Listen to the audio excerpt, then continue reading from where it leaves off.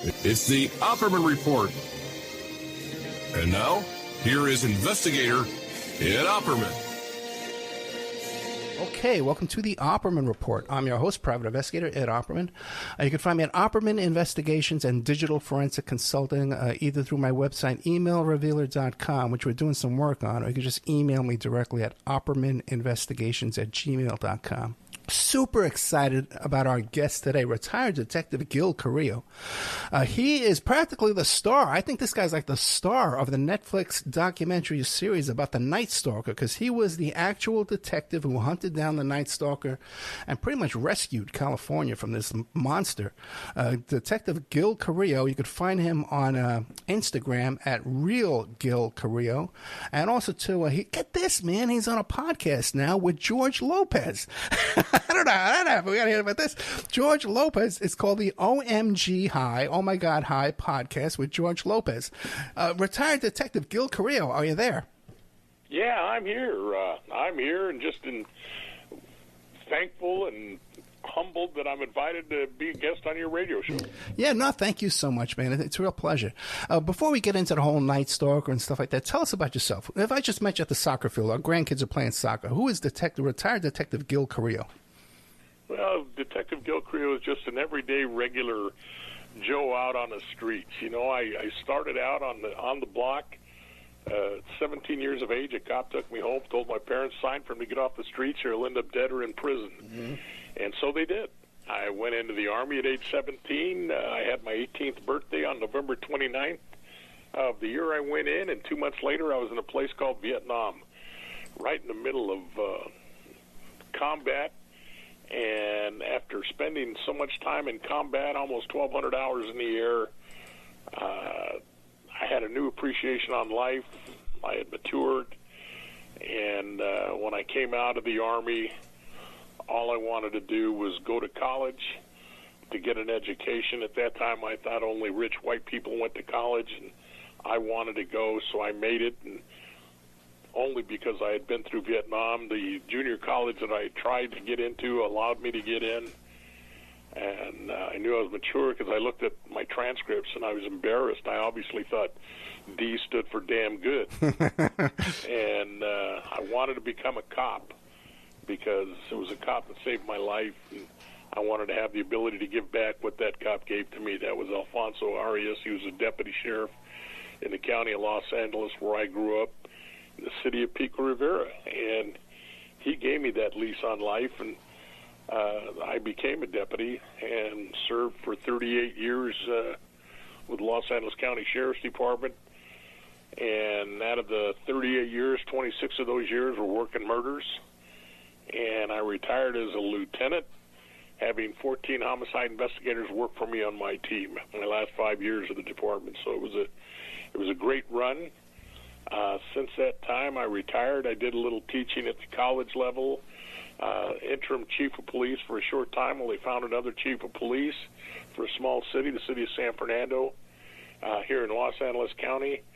And then I went into full-time retirement and just was enjoying life, and got approached by a writer, and they wanted to talk to me about doing some writing. And they just said, you know, if you look at television and film industry today, you don't see too many Hispanic heroes. All you see are gangsters, robbers, killers, muggers, dope dealers, dope fiends. Generally speaking, just bad guys. Mm-hmm. And so we think we've got a story here, and we think that you are a nice representation for the Hispanic community, and you're a hero. So they wanted to do this project, and I went along with it, and that turned out to be the documentary put out by Netflix, a 4-part documentary titled Night Stalker, Hunt for a Serial Killer. And since that time, retirement is still there, but I'm really been busy. I have this, the night that it dropped on television, I got a phone call that day from the director, and he just said, it's going to drop tonight.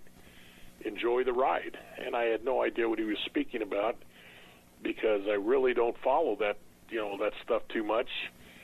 And since then, my whole world has turned around, and it's even affected my wife. She's now recognized on the street locally here because she was a part of it and receiving accolades for her support and what she did. And I've been speaking all over the place and getting invitations to talk on podcasts and do what I'm doing with you to talk on the radio. So other than that, I'm just a regular guy, 3 kids, 4 grandkids, enjoy my family. And the thing that I'm doing now, it's good because I get to do it at my pace when I'm ready. If I want to accept it, I do. If I don't, I just kick it here with the family. It's so true, right? You get to make your own schedule. Now, before we get into the whole Night Stalker story, were there any other cases in your career as a cop, that you're really especially proud of that you want the audience to know about? No, all these cases, the realities are, I'm proud of the patrol work I did. I helped start the first plainclothes gang unit at the patrol station I was working at, and that was back in the 70s. In the 70s, East L.A., unincorporated East L.A., was the gang capital of the U.S.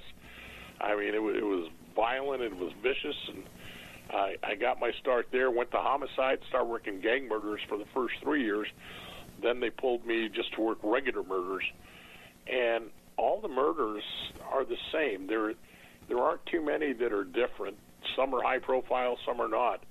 But they all have the same meaning and attachment to each individual investigator because nobody has the right to take someone else's life, and everybody's life is equal in our eyes. So there isn't one, some are more difficult to work, some you put more time in because you think you got it, and then you fall off a cliff. It was the wrong guy. And that lead led you to nowhere, so you're back to square one again. But they're all just intertwined, and you remember all the good stuff, and you forget about all the bad stuff. Now, for the audience that's young, like my daughter's 22, she never heard of the Night Stalker Richard Ramirez. Sure. Yeah, why don't you tell that group, who was Richard Ramirez, who was the Night Stalker, and what was it like back in that time? Well, Richard Ramirez turned out to be the Night Stalker. The name Night Stalker was given to him by the press, and through some of our surviving victims, we found out that he liked the name, so that's the name that stuck with him. He was at the time of his arrest, he was a 25-year-old Hispanic drifter that came from El Paso, Texas. His parents were still back there. You talk to him, and he used to be a victim of child abuse. His dad would beat him, and he would run. He'd hide in the cemetery, and he'd spend the night in the cemetery, and he said it was the only place he could get peace. Was rejected by women when he was young. Got fired. He was working at a hotel, and got fired from that job for stealing some stuff. And then he ended up in L.A., got involved in drugs, and cocaine made him insane. And he found out that he could, and he had hung out in El Paso with a cousin who allegedly killed his wife in front of him, and he used to tell him about and show him pictures from Vietnam because his cousin had served in Vietnam of people that he allegedly had killed in Vietnam, and a lot of war pictures. So Richard was allegedly a witness to the murder of his cousin's wife, and then he came out here, got mixed up in drugs, became a good burglar, and started killing people. And he was a sexual deviant that not only did he kill adults, I mean, he was killing males, he'd kill females. He also was kidnapping some children. And he would kidnap kids and take them and sexually abuse them and then release them. In L.A. County, he didn't kill any of the kids because the kids all acquiesced to his commands. Up in San Francisco, they did have a murder of a victim that was, I want to say she was 10 years old, and that one was not discovered until 2010. My series, or the Night Stalker series, started with me on March 17th of 1985. 2010, right after I had retired, I got a call from San Francisco PD. They had just made Richard on DNA on the murder of a 10-year-old little girl. And back in 85, we didn't have DNA available. It wasn't heard of back then. Mm-hmm. So they had just made him on the DNA, and he had been already made on a case and filed on up in San Francisco for an adult that occurred back in 85, and that was Mr. Peter Pan. And so he had been filed on that one, but they agreed to a continuance ultimately on their case up in San Francisco, since we had convicted him down here and he was sentenced to death on our cases down here, which was 13 murders and a bunch of other rapes and robberies and various felonies. They decided, okay, if it's overturned, then they'll proceed up there with theirs. Theirs was filed. The suspect and his attorneys agreed to a continuance, and they would pull back their continuance if our cases were ever overturned, but they weren't. And eventually on June the 7th of 2013, he died of natural causes while in custody. And during that summer of 85, it was one of the hottest summers on record, and he was entering through locked and unlocked doors and windows and going in, and he would use that made it so difficult because, like most serial killers, all do the same thing. You know, that this MO or modus operandi that they teach you in school, the method of their killings or method of operation, he did everything differently. Most serial killers do the same thing, use same weapons, same times, and he used either firearms, he used handgun, he used knives, he used blunt force trauma, manual strangulation, ligature strangulation. He stomped somebody with his shod foot. Some were sexually violated. They were raped. Some were not. Yeah, one child had her eyes cut out. No, that was an adult. It was an adult. That was Maxine Zazara, March 29th. She had her eyes cut out. And he never did. I mean, I could talk to Richard like I'm talking to you right now at that time, but Richard would tell us. He told me, he says, Gil, I got an ego that will fill this room. And I can tell you everything about serial killers from the time the Romans fed the Christians to the lions to the modern-day serial killer. And so any time he had information that we did not know, it made him feel superior. So he never did tell us what he did with the eyes. Did he say the reason why he cut the eyes out? No, he didn't. But he did say the same thing there. We believe, there's no reason to believe he did any other way. In most instances from surviving victims, he would tell them, don't look at me. So maybe, she just continued to stare at him, and he was angry for some reason. And he was very brutal with her.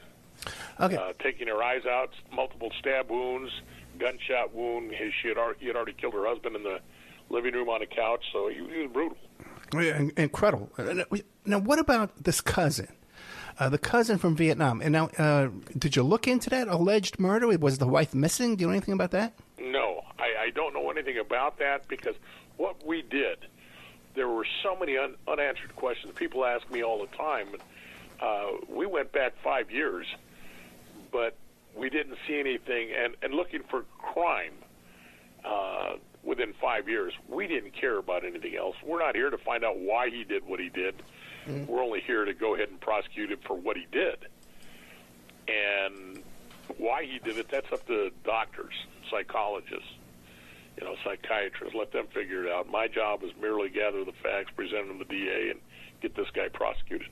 Now, the cousin, again, a lot of times you hear these stories that he was in the Phoenix program in Vietnam. Did you ever confirm that?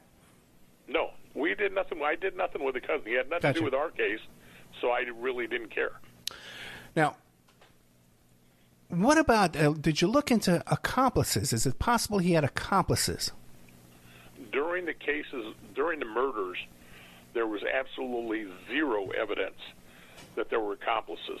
We did find an accomplice before he started killing.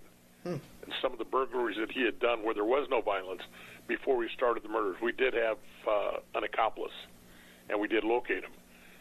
We had an informant, first off, that came forward once the reward was posted. He came forward. He wasn't an accomplice with him. He was an old guy that had done time for manslaughter in El Paso.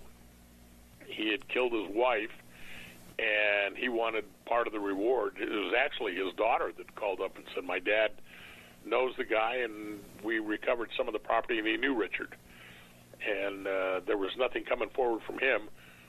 We later found another guy that used to run around with him, and that guy started telling us he knew it was Richard because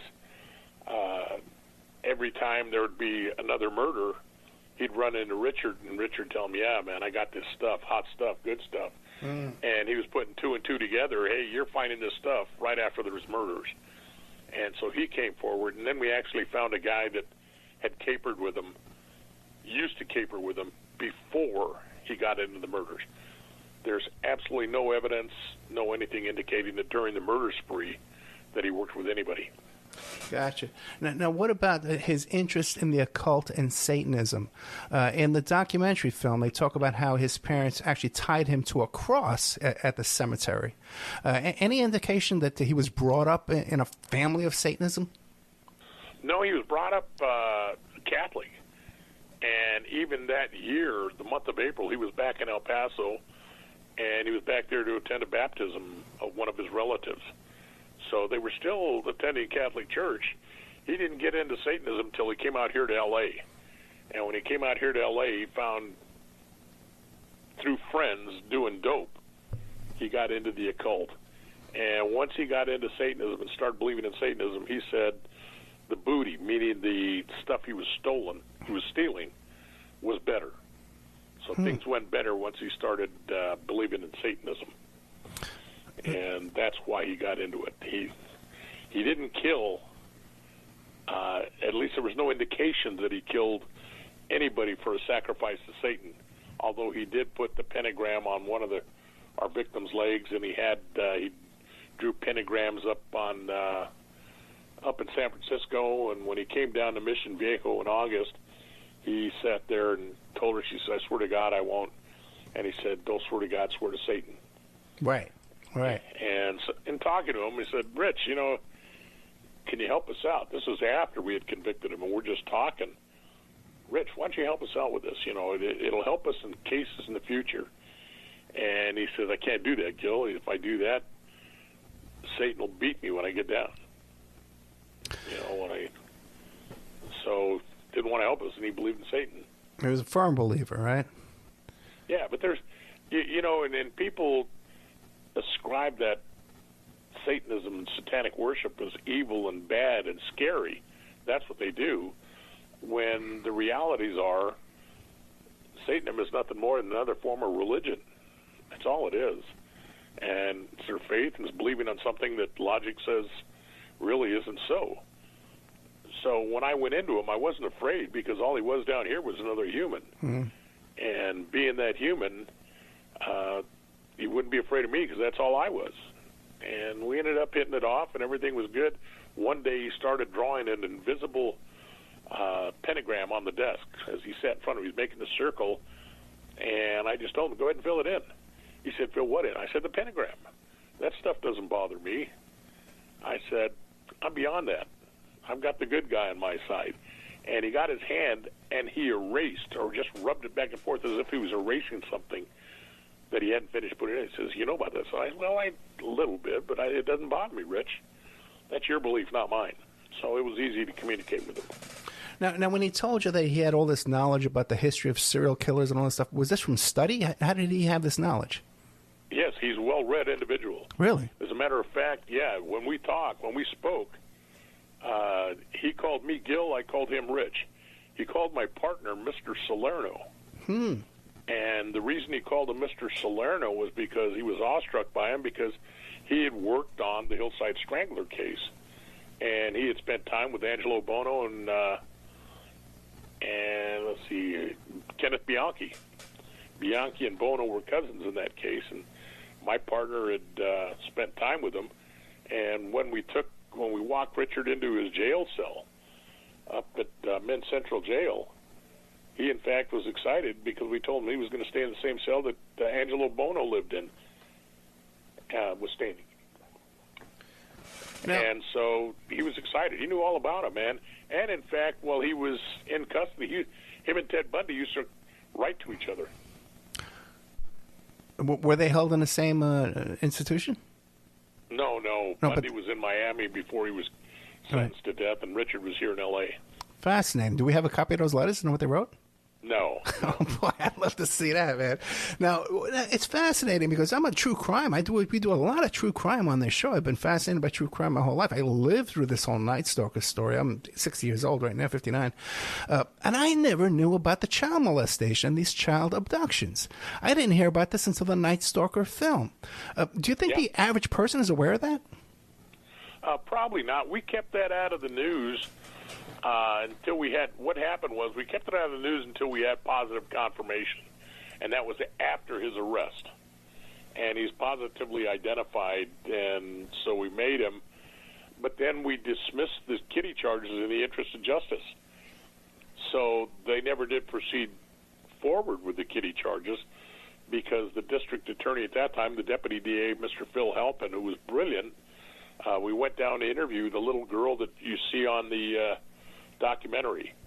She was a super intelligent, super sweet young lady, and she was the best child witness we had. And when we went down to interview her, she brought tears to my eyes. I mean, when Deputy DA said, "You remember that day we went in and we in a big theater and people were up on stage," and she just right away said, "Yes, I remember that night, and I remember picking number 2." And now we're concerned that somebody has been feeding her information, and we said, "Well, why?" Mr. Halpin asked her, "Well, why do you say number 2 right away?" And she says, "Because I knew it was him the moment he came out, but I knew how absolutely positive I had to be.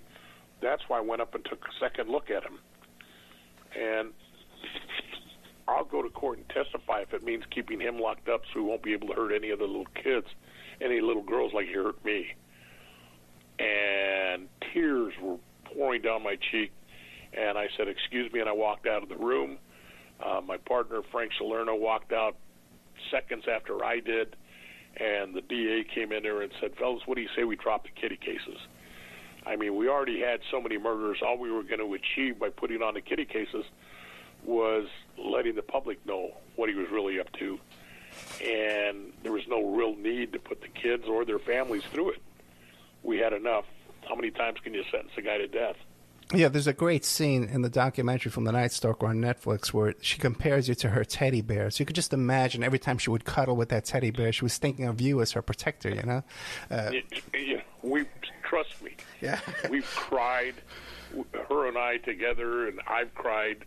The family was, they were when I retired, the CBS affiliate out here in Los Angeles did a 4.5-minute piece on my retiring, which is really unheard of. They don't do that kind of stuff, and I was only a lieutenant, not like I was a big chief of police someplace, and they did it. And I talked about that little girl, and I didn't mention her, and I just said how close and how wonderful she was, and that one really bothered me. And I ended up retiring in about a couple of weeks later when they finally aired the thing. My former department called me up and said, "Hey, there's a lady that wants to talk to you," and it was Anastasia's mother. And she said that every time I came on TV, they wanted to thank me for treating their daughter as if she were my own. And they said every time I came on TV, because I used to do stand-ups at my own murder scenes for the news media, she says everybody had run to the TV, and it was almost as if Uncle Gil was on TV.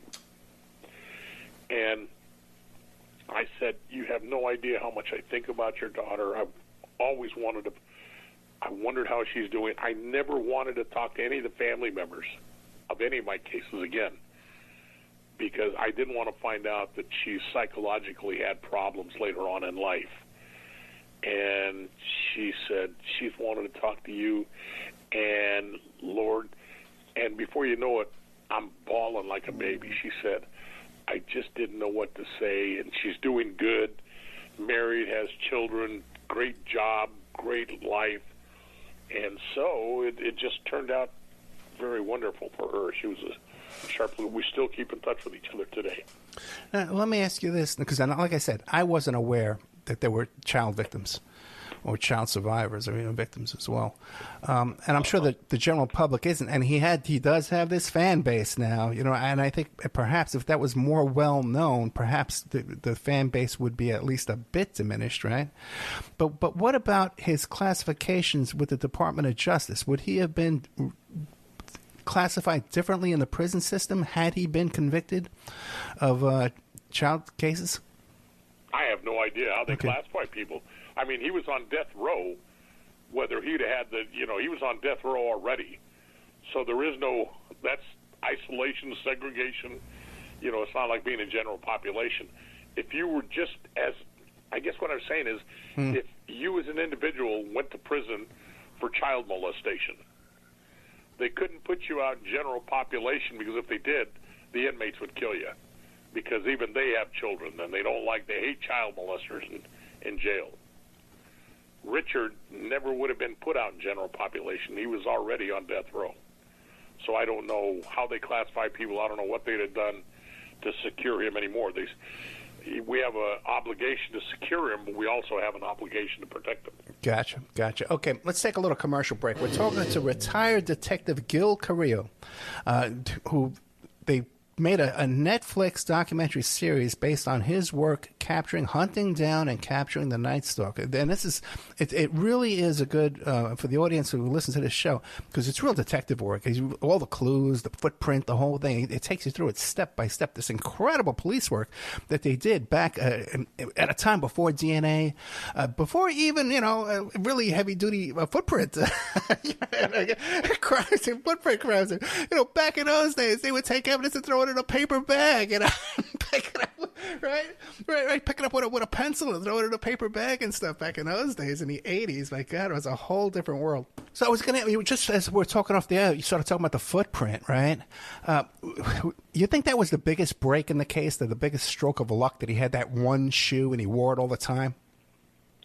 Well, it was a major piece of evidence that helped link the various murders together. I can tell you, well, I'll leave it up to you and your listeners. I can tell you without equivocation, on January 9, 1985, 1,356 pair of Model 440 Avias landed from Taiwan and New York for distribution throughout the U.S., of which 6 pair made it to the state of California, 1 pair made it to Los Angeles.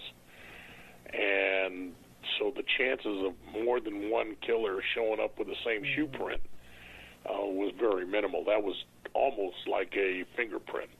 It was a calling card left there. And then at one location where there wasn't a murder, and we didn't use it as a crime, but we did have his handprint where he went into a location and left a handprint he went through the kitchen window. So there was a handprint and a shoe print right on the kitchen sink. So we were able to match them up together, and so it was very, very important. And he didn't get rid of that shoe. He changed shoes once then the mayor of San Francisco, Mayor Feinstein, went public with information that wasn't public, but she talked about the shoe, the gun, and the car, and so he got rid of them. She did the same thing at the Harvey Milk investigation when there was an active shooter running around the building. She did the exact same thing. How many people do that twice in their life? How often do you blow an active police? I stopped paying attention to her back then. And no, real quick though. Now the cop who put the box over the shoe print, he had someone peeping in his window. He didn't know what was going on. He put the box over the shoe print. Now, if that wasn't a cop, would you guys have come out there and done all this kind of crime scene investigation? Yeah, we would have sent. Well, no, because I have to say that the average person wouldn't have known. They didn't know about the shoe print. The public didn't know about the shoe print. Only cops did. We were briefing the cops on the shoe print, and we were trying to keep that a secret. We did not want that out to the public, because as soon as we put it out to the public, he'd know about it, and he'd get rid of them like he did when the mayor spoke. So, no, had it been anybody else, it wouldn't have. But it was a cop's house, and she called the cops, and it actually, funny because it was a cop's house. That was Deputy Rodriguez's house. But at that time, he wasn't out on patrol or anything. He was still working the jail. And somebody tried to break into his house, tried to get into the window, and the wife told him, call the cops. And he said, hey, I am a cop. She said, no, you're not. You're still in the jail. Yeah. And so they called the local substation, which was Pico's substation at that time. Pico responded out there. The deputy that arrived saw the footprint. He's the guy that put the box over it. So once he put the box over it, the footprint was there, then we responded. And so then we knew we had something. Now, what about some of the biggest gaffes, the biggest problems? The LAPD really dropped the ball a couple of times with that stolen car that they didn't print for months. Yeah, you know, I'd really like to. We're all in the same business, and I tell people, if baseball, if the third baseman makes an error on the play and they lose the game because of that error, they don't blame the whole team. They blame that guy for making the error. Well, here's a guy, the officer that stored the car, that let Richard get away, didn't go after him, didn't make note of it, didn't do a lot of things. It wasn't the department. It was an individual. And thank God it was one of their individuals and not one of our individuals. I mean, everybody has somebody that's lazy or just drops the ball. So we can't blame the entire department for it, and I don't. We had a great relationship working with them then, and it was an individual. Okay. The other mistake was the robbery alarm. Yeah. And that was the only thing you can blame it on is a malfunctioning alarm. It was a malfunction. It wasn't the department to blame. It was the malfunctioning alarm. And if you want to blame somebody, it was one of our executives that told us, because we had two guys sitting in there. We're paying them 7 days a week, 12 hours a day. They were making money. They were happy, waiting for Richard to come back into the dental office. And he said, pull them out. It's actually in LAPD's area anyway. I haven't put an alarm in there, and it's a waste of time. He's probably not going to go back there. That was an executive decision. And so we pulled him out, and the day after we pulled him out, that's when Richard went back. And I got a phone call from the dentist later that night, said, hey, where were you guys? I came in the alarm. Nobody ever came. And so our executive said, okay, put him back in there. You know, like, he's already been there and gone. Now put him back in there. It was a waste. And so it was a bad alarm and bad decision on our department. So there's no blame. And can you imagine that poor dentist? He must have been having a heart attack working on this guy's teeth. Yeah, he was upset. Yeah. Well, no, but he must have been a nervous wreck, though. Just think, you're working on some guy's just got blood on his hands right in front of you. Now, was there an investigation, though, into how that thing malfunctioned? No, it was LAPD's alarm box. That was theirs. And then what about the car? The fingerprint with the car, like today, that would be a huge lawsuit because people did die. After that, you know what I mean? That's a huge lawsuit. Was there any? Yeah. Oh, there was a lawsuit over that? No. Oh. There wasn't a lawsuit over any of it. Yeah. People didn't know how the investigation went. Only we knew the mistakes that were going on. The public didn't know. And once he's in custody, it's too late. Those mistakes are gone and over with. And nobody dealt because homicide investigations by nature are confidential. So we put out what we want to. Yeah. Now, what about, are there any other deaths that you think could be connected to Ramirez that he hasn't been charged with? We looked at, we scanned over and looked at eight other murders. And some of them could have been, but there wasn't enough evidence to tie him to it, because what we didn't want to do, we charged him initially with 14 murders, and we ended up dropping one in the interest of justice because they were going to try that one on its own. We said, okay, forget trying that one on its own. Let's just do the remaining 13. We'll let that one go. Well, what we didn't want to do is charge him with, say, 18 murders and not have enough evidence to convict him on all of them, which may have caused the jury to believe that he wasn't guilty on the ones we did have that were strong. so we didn't pursue them. Richard himself told me he was good for 4 more that we were unaware of, and at some point in time he would tell me about them. That point in time never came. Did you have any more contact with him after he was in prison? I went up there one other time, very short visit. He said hello. We didn't have time to talk. That was it. Later on, I have to surmise he got upset with me, didn't want to talk to me, because when he got married, I was contacted by the news media and did television interviews. And essentially I said, they asked me my opinion on what was going on. I said it was a mockery of the criminal justice system, that he was not in there for rehabilitation. He was in there, he was sentenced to death. So I didn't understand why he had the right to get married in custody, why we had to pay for it and give him all this attention. And number 2, I thought it was a mockery of the sacrament of marriage, because his marriage was never going to be consumed. And I thought it was a mockery of the whole system. Well, I'm sure because I said it and because they televised it, I'm sure he got wind of it. One of my investigators a few years later had to go up there because he contacted me through the writer of a book, Philip Carrillo. And Philip said, hey, Richard said, if you want to go pay him a visit. And he had told me he was going to do that at one time. So it was about that time.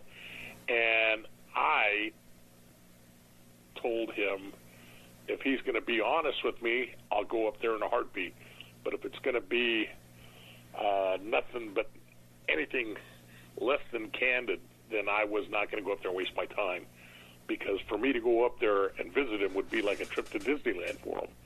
He didn't get many visits, and he wasn't getting a visit from me. And then when I said that about his wife, shortly thereafter, I had a couple of my investigators go up to Quentin on another case. And I said, hey, while you're up there, check up on Richard, see if he wants to talk to me. And they went in there, and he very abruptly said no. He did not want to talk to me. So that was it. I never talked to him again.